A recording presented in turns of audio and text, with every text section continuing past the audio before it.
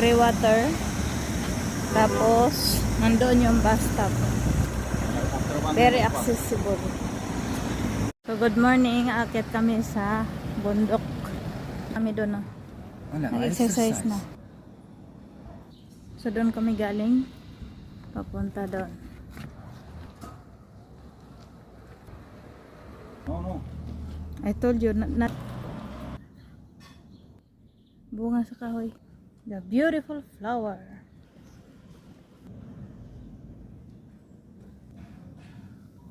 I love you 4 times a day. Ang galing. Love you 3 times a day. So, nasa gate na kami. Ito yung gate. Yan ang bawal gawin dito. Ito yung maps. Dito na kami sa loob. May 3 daanan. So, mamili ka lang. Ayan na yung gate. So, ayan ang instruction. Amazing. Yung bato, tunay. Yan o. Tunay talaga yan.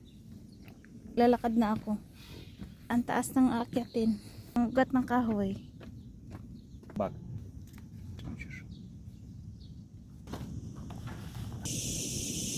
So, nandito na kami sa tuktok na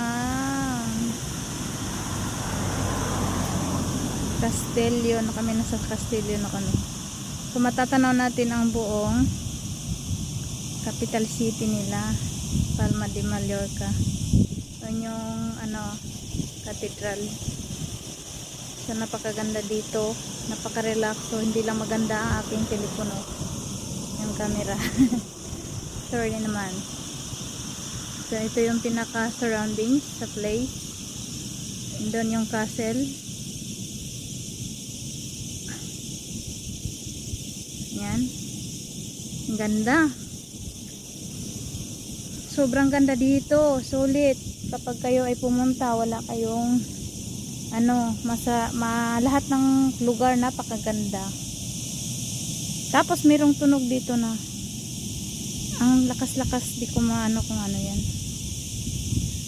So, galing nga pala kami doon. Kasi yan. Marami ditong umaakyat para lang mag-akyat panaog baba. Para mag-exercise.